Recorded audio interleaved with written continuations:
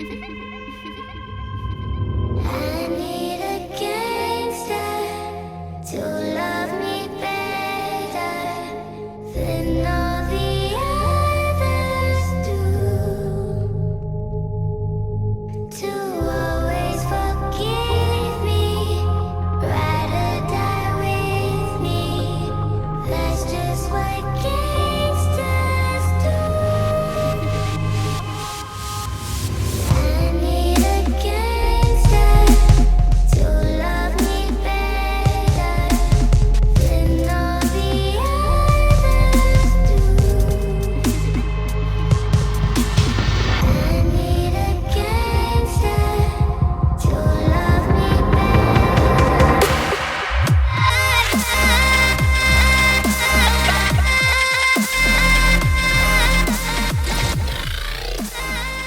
First off, we're going to start with this petroleum jelly skin softener.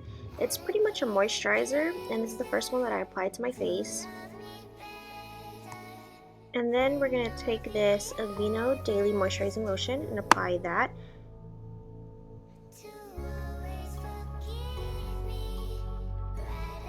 Next, we're going to take the Maybelline Baby Skin Instant Pore Eraser for any pores just around the nose, probably in the middle of the forehead and on your chin, and kind of just rub that in. Now that we got our base kind of set up, we're just going to take any nude eyeliner pencil, just like this. I think this one's from Rimmel. And then you're just going to want to map out where you want to divide your face and place the peel off part.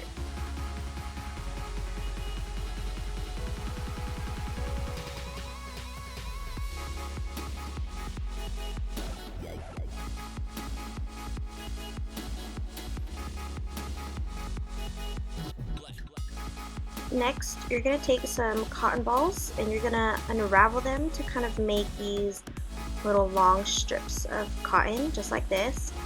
Next, take some Elmer's School Glue, make sure it's non-toxic, and I have this little cardboard that I poured it on, and take a spatula, or you can just use your fingers to apply the glue onto the line, and just work in small sections in applying the strips of cotton.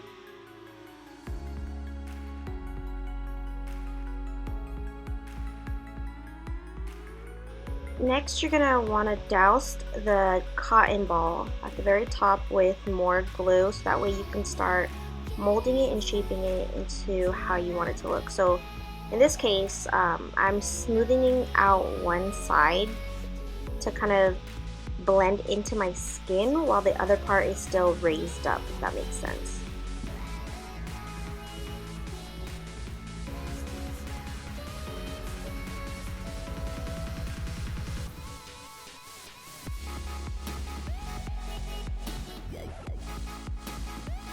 And then I'm just repeating the same process, so you would just place some glue down onto your line and then apply the next strip of cotton.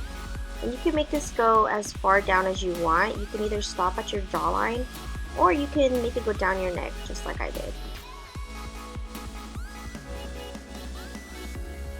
Now, while everything is still a little bit tacky and trying to dry, I'm taking one end of my spatula and smoothing it out, making sure that one side is really blended into my skin so that way it'll look really seamless. And then you're just gonna pry up the other side to give that peeling look.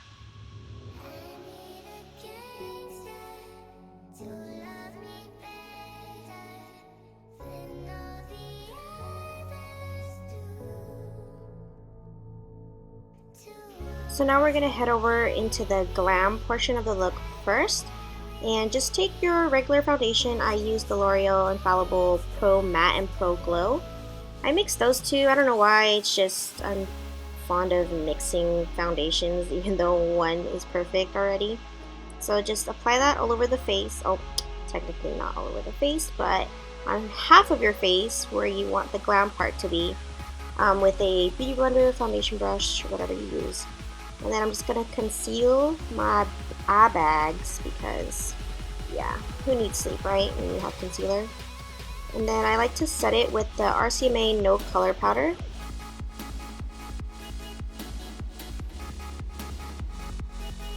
Then the next step I like to do is my brows. So I'm taking this flat definer brush and using my Brow Pro palette from Anastasia. And we're going to take this color right here, taupe. As you can see, I hit pan. I like to start off with that because it's lighter. And then we're going to take soft brown, and then we're going to go into dark brown. So you'll see how I use all of those colors to kind of create dimension in my brows. So I like to take that taupe and start that color in the front of my brow. And then we're going to take the soft brown and work that in around the arch.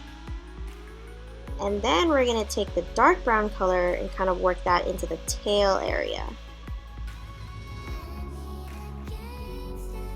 Now I'm going to take this little flat angled brush and using my NYX Above and Beyond concealer, warm that up on the back of my hand. And then this is what I use to carve out my brows. I don't carve at the top unless I have a really heavy hand that day, then I'll carve there, but I usually just carve underneath it to kind of give it that cleaner look. And then once I kind of place the product down, I like to blend it in using my fingers, just because I feel like the warmth of my fingers blends it in better than just using a brush. And then we're going to take any fluffy brush, and using the Tartelette palette from Tarte, we're going to use this color right here called Free Spirit, and I like to use that to set the concealer under my brows.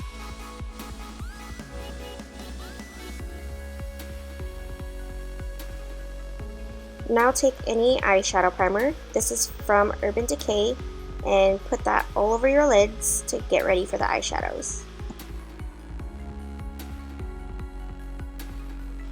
And then I like to use this Real Techniques face brush and kind of set the primer before I add any shadows, just because I don't like applying shadow directly onto that sticky textured base because I feel like it'll make it look patchy, so I want to make sure that I set it with another powder.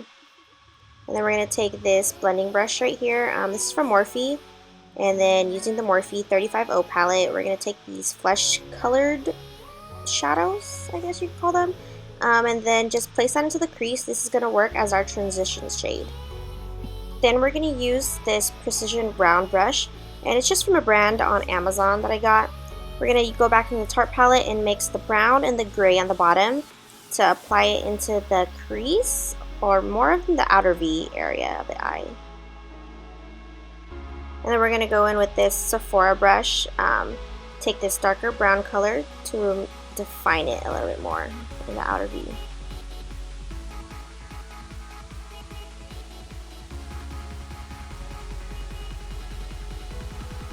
Next we're going to curl our lashes and then get that ready for mascara. This is the L'Oreal Voluminous Million Lashes, the waterproof version. And then the lashes I'll be using today is the Huda Beauty Scarlet 8s. And just apply that. I like to apply it in the middle first and then work from out and then in.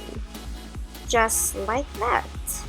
And I kind of just press them in there, making sure that it is fully glued onto my eyelid. And I'll push it up from the end of the tweezer to make sure it's propped up nice and pretty.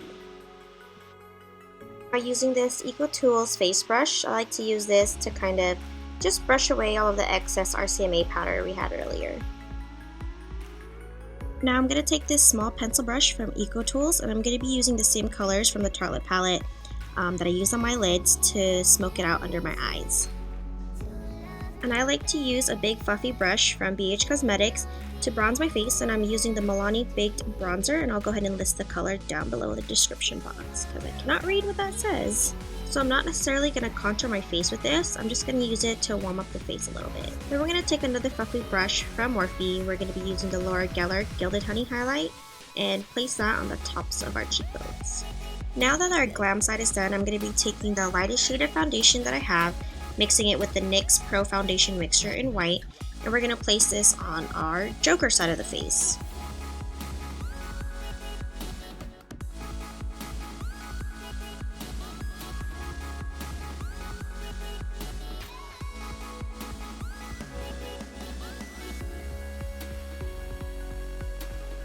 And to set this foundation, I'm going to be using the Coty Airspun Loose Face Powder and just another random fluffy brush.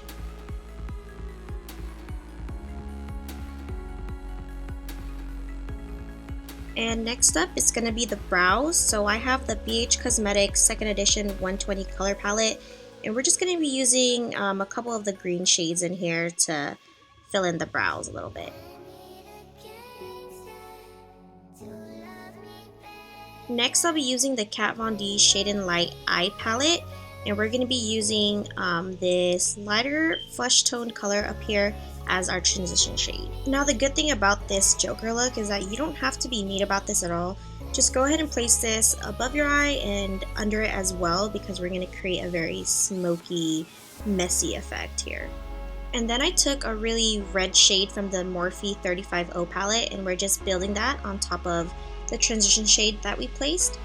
And then you're going to take a darker color. So right here I'm playing with some grays, but that didn't really work out too well, so I'm just going to start adding black and smoking that out. And then of course my camera had to overheat, so in this clip I already have my lashes placed, and then now we're taking this cool toned contour shade from the Shade and Light palette, and then we're going to use that to contour our face. And I'm kind of making this very harsh in a way. From when you look at it from the front, it makes it look like I have really hollow cheeks, just like the Joker.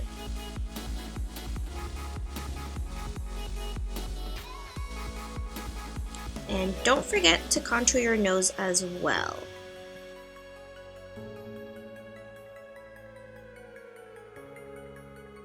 And now for the Joker's tattoo that he has on the side of his eye. We're going to map it out using a black eyeshadow. So it's just a J, but you're going to need some reference pictures for this. Once you have that down, take a black liquid liner and go over that. And then once it dries, you're going to take your foundation brush or beauty blender and pat over it, so that way it has some foundation covering it. It makes it kind of look like the tattoo is underneath the foundation. And now I'm just using the MAC Ruby Woo lipstick and placing that all over my lips. And then I'm going to take the MAC Night Moth lip liner pencil, and I'm going to use this to line the lips, but I'm going to create kind of an ombre effect by lining the lips and then rubbing it together. Now this is a little bit too neat for the Joker look, so we're going to take our best tools, which is our hands, and go ham with it. And now we are finally onto the hair, and you can do this however you want, but since I'm doing a split face kind of look, we're going to split the hair as well. So for the Joker side, I'm going to tease the top section and pin back the sides so it kind of replicates a guy's haircut. And I'm using this green hairspray that I got from a Halloween store and just spray the whole side. And I didn't really know what to do for the glam side, so I'm just gonna braid it and pin it back so it kind of gives it that girly look.